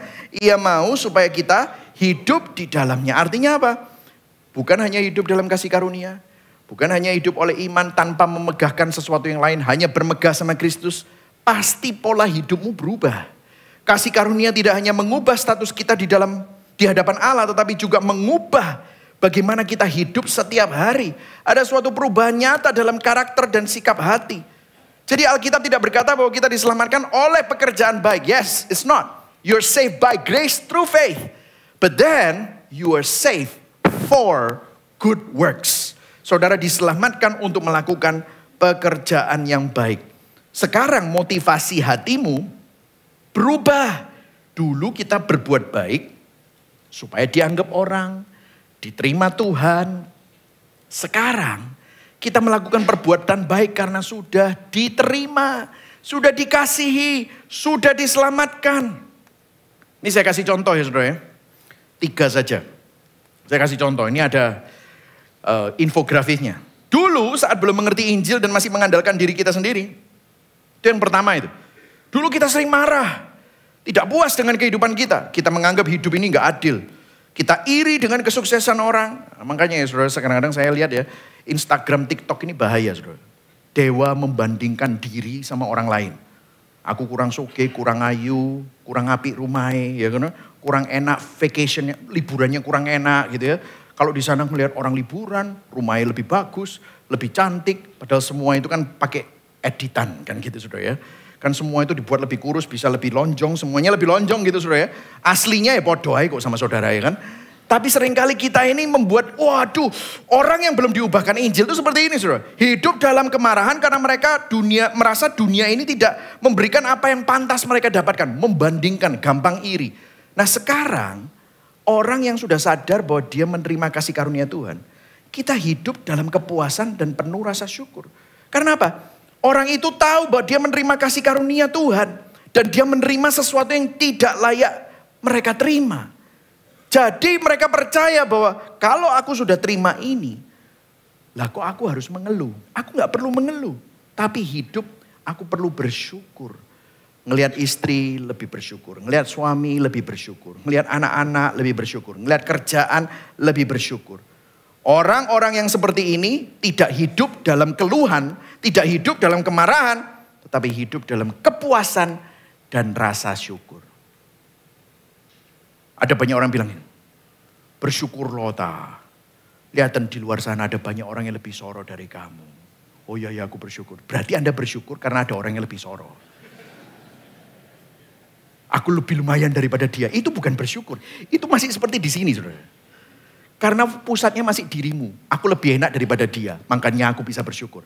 Jadi kalau ngomong gitu sama anak-anak, kamu ngajari yang salah gitu, saudara. Seharusnya apa? Kita ini semuanya berhak mendapatkan neraka. Kita ini sebenarnya berhak mendapatkan murka Allah. Tapi kok kita diselamatkan? Kok kita menerima kasih karunia? Dan kalau kita masih bisa kerja, bisa produktif, itu anugerah. Betul, saudara? Ada orang yang bilang, waduh Pak, kalau khotbahnya kasih karunia, khotbahnya salib, membuat kita puas sama salib. Aku gak soge-soge Pak. Gitu. Kan kita ini hidup harus fierce. Kita harus sikat Pak. Supaya kita ini cuan. Let me tell you, siapa bilang hidup dalam kepuasan serta penuh rasa syukur membuat saudara gak bisa cuan? Loh saya ini mata pencariannya bukan dari gereja loh saudara. Saya punya perusahaan. Lah perusahaan saya cuan gak? Cuan. Gini loh. Tapi saudara tidak lihatnya dengan sebuah ambisi. Aku harus sukses. Tak sikat kabeh. Mati kabeh. Aku tok sing paling sugih. Nah itu bahaya.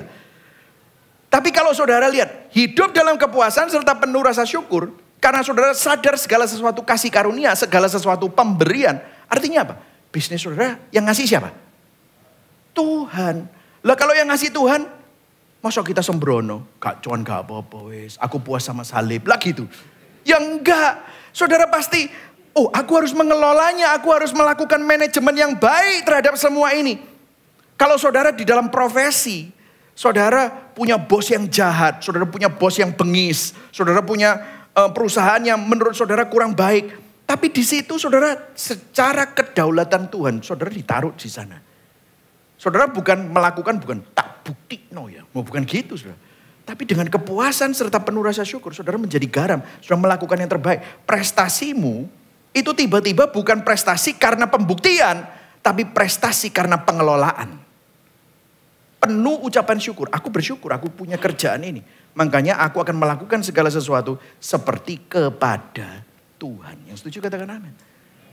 Rubahlah cara pandangmu. Jangan pakai nilai dunia. Tadi dibilang apa? Nilai dunia itu yang memperbudak kamu. Tapi berubahlah. Yang kedua saudara. Dulu kita merasa lebih baik dari orang lain. Makanya kita gampang benci sama orang. Cepat menghakimi. Kita memandang rendah orang yang lebih lemah, lebih miskin. Atau mungkin memiliki latar belakang yang berbeda. Kita sombong. Akan aku lebih baik daripada dia. Aku lebih ciamik, lebih pintar, lebih cerdas. Orang yang belum diubahkan Injil hidup dalam superiority complex. Merasa dirinya lebih superior dari orang lain. Merasa lebih baik dari orang lain. Tetapi sekarang orang yang diselamatkan karena kasih karunia. Tahu bahwa mereka tidak lebih baik dari siapapun. Kita semua sama di hadapan Tuhan. Pendosa yang diampuni. Pendosa yang diselamatkan karena kasih karunia. Dan ini mengubah cara pandang saudara. Kita nggak lagi menghakimi atau menunjukkan bahwa kita lebih hebat. Tetapi justru kita bisa menerima. Kita bisa rendah hati.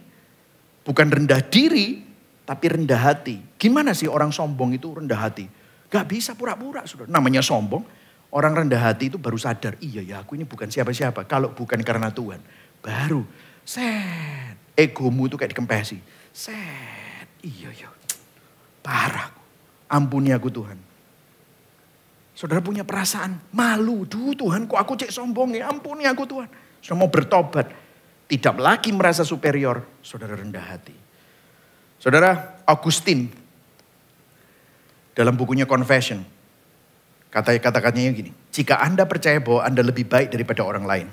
Maka Anda belum memahami Injil. Saudara kenapa sih saya suka pakai quote-quote. Bapak-bapak gereja, teolog-teolog yang hebat. Modelku soalnya bukan kayak pendeta, saudara. Kalau saya ngomong, Pastor Mike ngomong, jika Anda percaya bahwa Anda lebih baik daripada orang lain, maka Anda belum memahaminya. Pret, gitu, saudara. Mungkin gitu. Ini bukan aku loh yang ngomong Augustine. Nah, saya udah baca ini. Ini Augustine yang ngomong. Berdasarkan apa? Ya ayat tadi itu. Kalau saudara sadar bahwa kita tidak layak, namun hanya menerima kasih karunia Tuhan, gimana kita bisa merendahkan orang lain? Meremehkan orang lain. Kalau kita kembali yang ketiga ini, ketiga ya. Jadi yang kedua sudah kita bahas yang ketiga. Saudara, dulu kita simpan dendam, sulit untuk mengampuni orang karena kalau orang bersalah sama kita, kita bilang harus bayar itu kesalahan. Makanya saudara, di mana-mana tema film yang paling terkenal itu apa? Balas dendam, kan gitu kan? Balas dendam itu rasanya enak gitu ya. Rasa meskipun kamu belum bisa melakukannya kepada mertuamu gitu, tapi saudara bisa rasa kan ya, nonton Netflix gitu ya, kapokmu kapan, kan gitu kan? Tapi itu belum diubahkan Injil ya. Orang yang belum diubahkan Injil hidup dalam kepahitan, merasa bahwa mereka lebih baik daripada orang lain, makanya orang yang menyakiti mereka itu harus membayar harganya. Tapi sekarang orang yang diselamatkan sadar bahwa mereka udah diampuni jauh daripada apa yang mereka layak terima. Mestinya masuk neraka, dimurkai, binasa. Tapi saudara terima ini, kok bisa? Dan kalau saudara sadar betapa mahalnya pengampunan yang telah kita terima, kok bisa kita diampuni Tuhan? Karena Yesus dihakimi menggantikan saudara dan saya. Dia yang tidak mengenal dosa itu harus jadi dosa. Supaya saudara dan saya waktu kita minta ampun, Tuhan ampuni. Dan Tuhan ngampuni itu bukan murah, harganya mahal. Siapa yang bayar? Dirinya sendiri di atas kayu salib. Itulah kenapa kita perlu sadar, kita ini diampuni dengan harga yang mahal. Tim Keller dalam bukunya Forgive, terakhir sebelum dia meninggal, dia berkata begini, jika Anda percaya kepada Injil, tapi Anda masih menyimpan dendam, itu menunjukkan bahwa Anda sedang menghalangi dampak nyata dari Injil dalam hidup Anda. Mungkin Anda hanya menipu diri sendiri, dan sebenarnya tidak benar-benar percaya kepada Injil. Hari ini mungkin ada beberapa dari saudara masih dendam sama papamu, dendam sama saudaramu yang nipu kamu. Kamu pikir kamu lebih baik daripada dia. Tapi kamu juga sama pendosanya. Tapi Tuhan memberikan kamu kasih karunia. Biarlah kamu sadar bahwa Tuhan ingin mengubahkan kamu.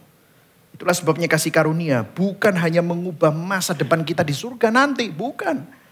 Tapi kasih karunia itu juga mengubah hidup kita di dunia ini. Saudara menjadi objek pembaruan. Dan melalui hidupmu yang sudah diperbarui, saudara juga bisa menjadi agen-agen pembaruan. Keluargamu juga bisa melihat kesaksianmu. Orang-orang di sekitarmu, di pekerjaanmu, bisnis-bisnis partnermu bisa melihat kesaksianmu. Sehingga saudara diubah hidupnya melalui Injil. Nah reflektifnya saudara, sebelum kita masuk dalam poin yang terakhir. Kalau kita hidupnya gak berubah tapi ngaku percaya kepada Kristus. Saudara ngalami Injil atau cuma jadi orang beragama? Itulah sebabnya tiap minggu saudara perlu dengar Injil supaya saudara sadar. Iya ya, aku ini bukan cuma orang beragama. Kalau engkau masih marah, iri, benci, menyimpan dendam. Mungkin saudara belum benar-benar memahami kasih karunia. Itu apa sih artinya? Artinya saudara itu mestinya dimarahi Tuhan. Dibenci Tuhan. Dendamnya Tuhan terhadap dosamu semestinya ditimpakan kepada kamu. Tapi kamu menerima kasih karunia. Itulah yang menjadi sumber dari pengampunan kita, penerimaan kita, kepuasan kita, dan kerendahan hati kita. Nah, yang terakhir, gimana kita diselamatkan? Melalui apa kita diselamatkan? Coba kita lihat di ayat 4-5. Baca sama-sama ya. Ada dua kata di sini yang saya sangat suka. Saya akan bacakan sebelum saudara bacakan. Tetapi Allah. But God. Inilah inisiatif Tuhan. Baca sama-sama. 1, 2, 3. Tetapi Allah yang apa?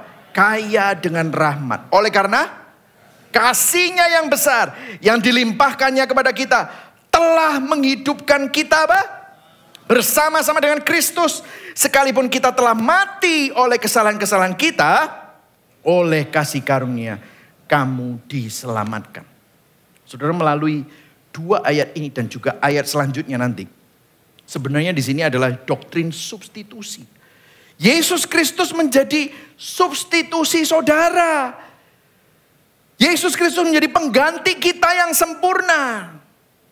John Stott di dalam bukunya The Cross of Christ, dia berkata begini, inti dosa adalah manusia menggantikan dirinya dengan Tuhan. Jadi Tuhan diganti sama manusia, aku yang jadi Tuhan. Itu inti dosa. Tetapi inti keselamatan adalah Tuhan menggantikan dirinya dengan manusia.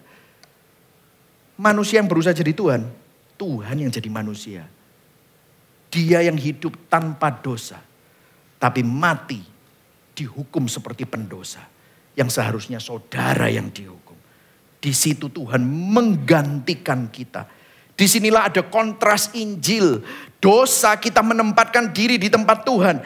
Kita ingin jadi Tuhan. Kita ingin jadi pusat hidup kita sendiri. Seperti yang dilakukan oleh Adam dan Hawa. Tetapi keselamatan, Tuhan menempatkan dirinya di tempat kita. Melalui karya salibnya, Yesus mengganti saudara. Yesus menggantikan kita agar kita bisa hidup bersamanya. Itulah Injil. Dan setelah itu ayat 6 dan 7 berkata begini. Ayo baca sama-sama ya, ayat 6 dan 7. 1, 2, 3. Dan di dalam Kristus Yesus, Ia telah membangkitkan kita juga dan memberikan tempat bersama-sama dengan kita, Dia di surga. Ayat 7. Supaya pada masa yang akan datang, Ia menunjukkan kepada kita kekayaan kasih karunia-Nya yang berlimpah-limpah dengan kebaikannya terhadap kita dalam Kristus Yesus.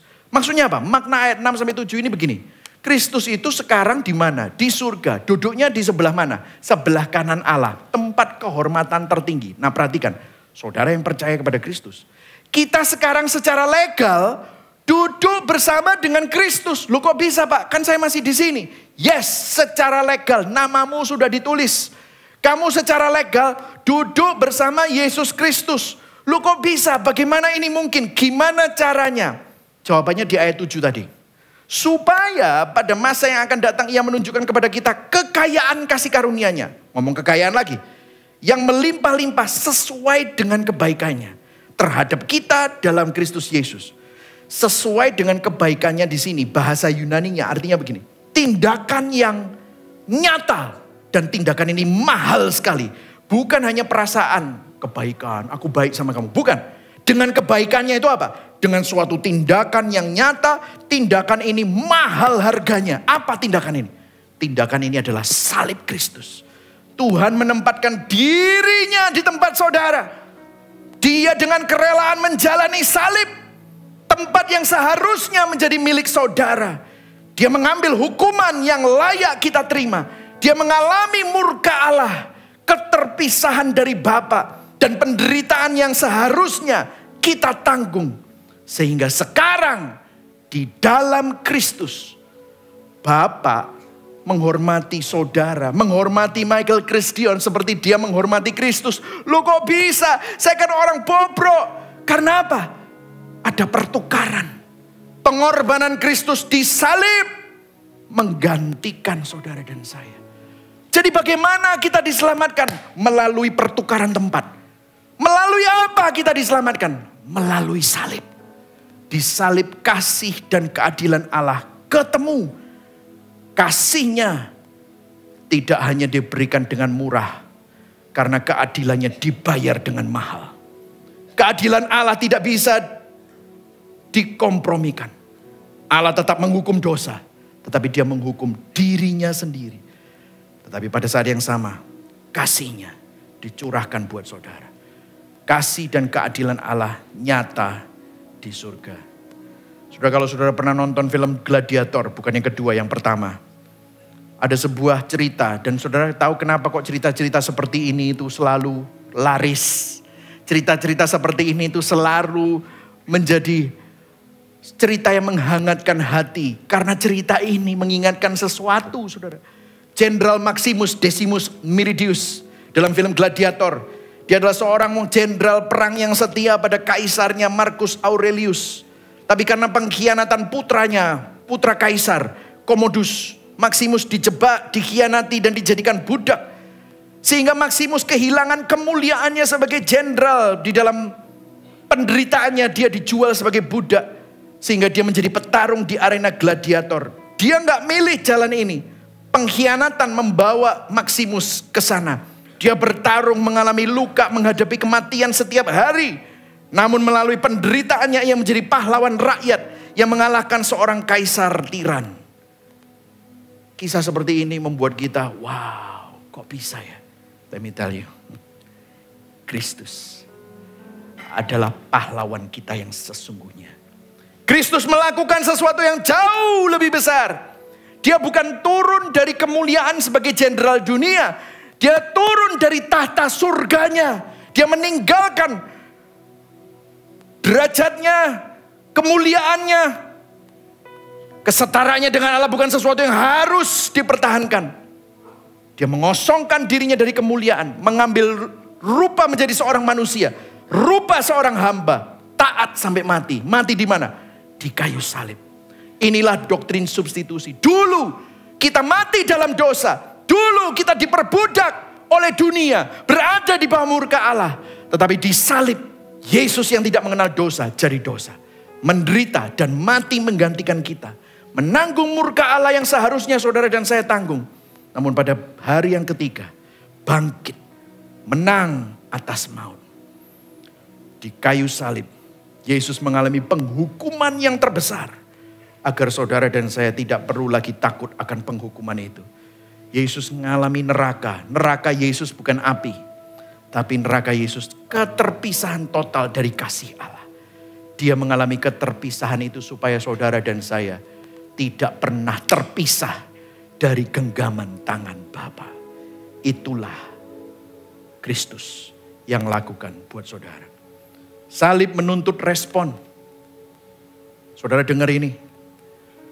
Apakah saudara tergugah? Kita bisa terus hidup seperti biasa, seolah-olah Yesus gak mati bagi kita.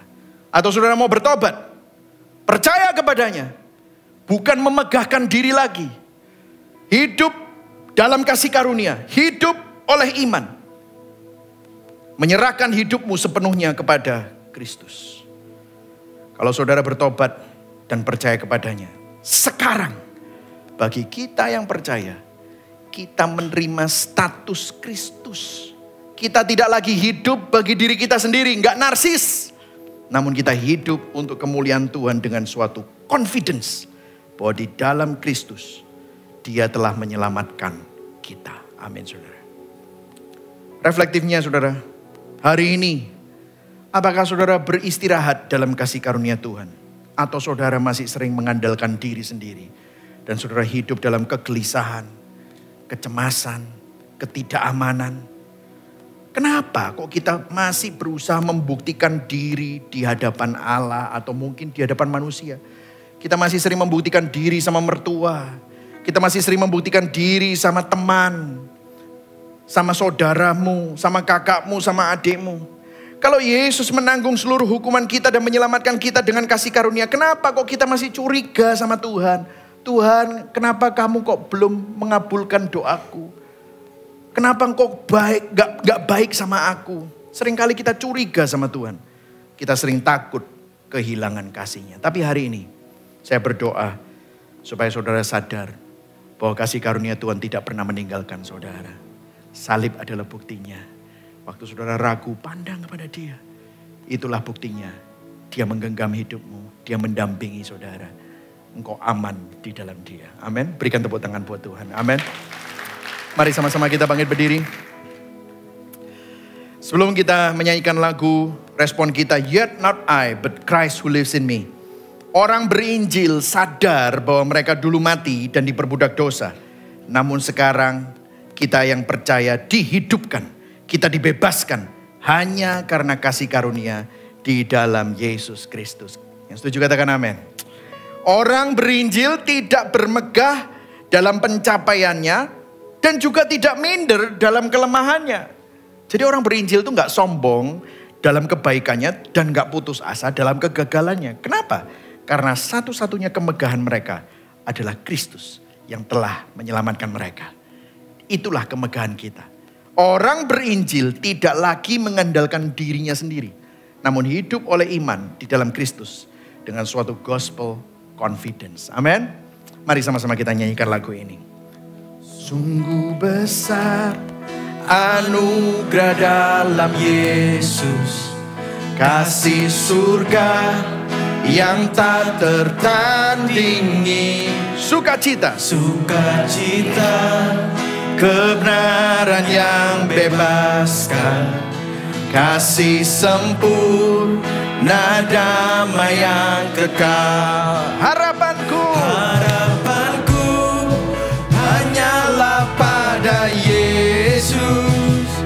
Hidupku berpaut padanya. Oh betapa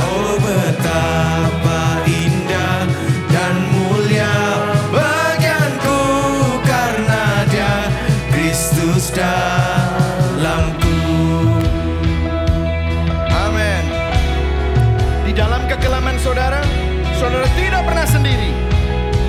Dia bersama dengan saudara. Mari sama-sama kita naikkan. Dalam kelam ku tak pernah sendiri, di pihakku Sang Penyelamat. Sang Penyelamat serta dalam kekuranganku sukacita, sebab kuasanya sempurna dalamku. Ku tak takut. Ku tak takut karena Dia gembalaku. Dalam lembah Dia yang pimpinku. Oh maut, Oh maut Sudah dan dikalahkan. sengsara telah dikalahkan, karena Dia Kristus dalamku. di dalam Dia yang tanggung semua dosaku. Pandang kepada salib Kristus. Di dalam Dia yang tanggung semua dosaku, Yesus yang pegang hari esokku. Darahnya yang tercurah ampuniku. Dia bangkit untuk mengalahkan maut. Ku percaya. Ku percaya Dia kalahkan dosaku sekarang dan untuk selamanya. Oh betapa heran. Oh betapa heran ku telah dibebaskan, karena Dia Kristus dalamku.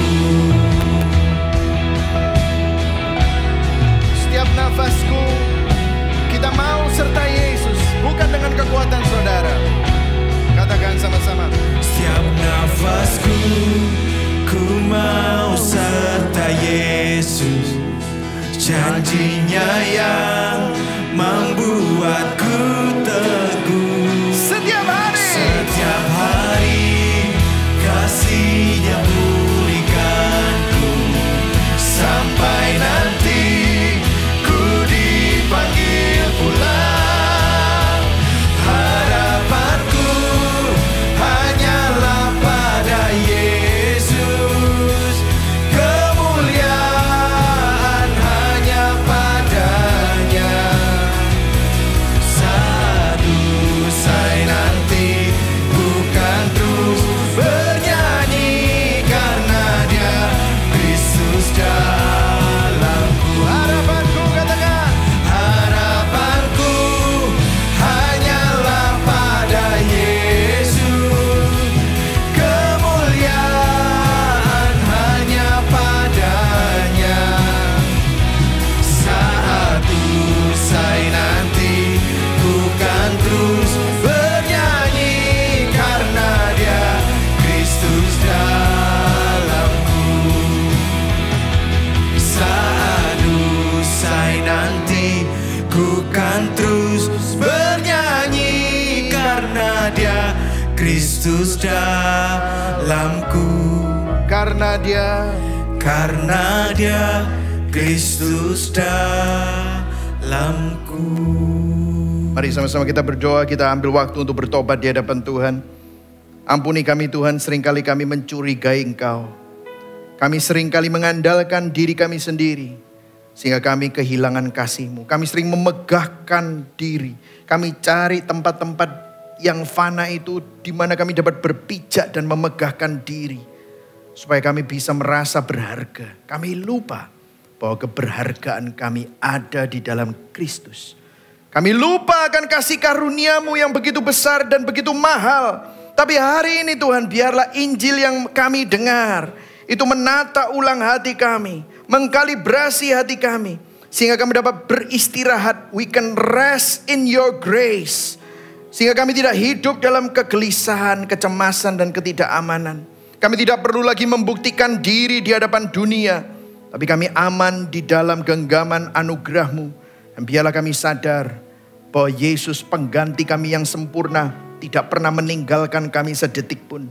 Dia mendampingi setiap saudara. Kalau saudara hari ini mengalami masalah-masalah berat, sulit, Yesus pernah mengalami itu semua dan dia mengalahkannya. Dia bersama dengan saudara. Dia mendampingi saudara. Dia merangkul saudara. Dia memampukan, menguatkan dan menghibur sehingga saudara dapat melewatinya. Sehingga saudara memiliki damai sejahtera. Saudara memiliki sukacita. Bukan karena hal-hal yang fana. Tetapi karena Kristus yang paling berharga itu.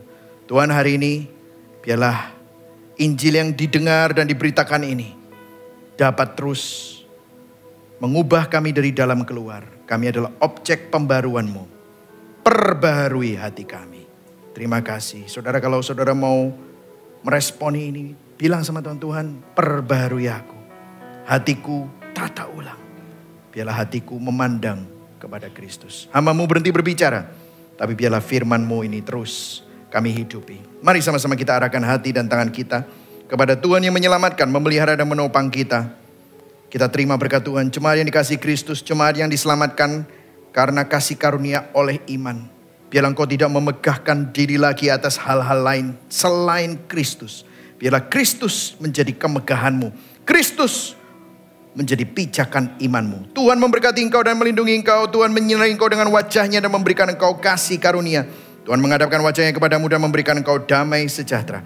Kiranya Allah Bapa, kasih setia dari Tuhan Yesus Kristus, dan penghiburan dan kuasa Roh Kudus melingkupi saudara, memberkati saudara dan menyertai saudara dari sekarang sampai dia datang kedua kali, bahkan sampai selama-lamanya.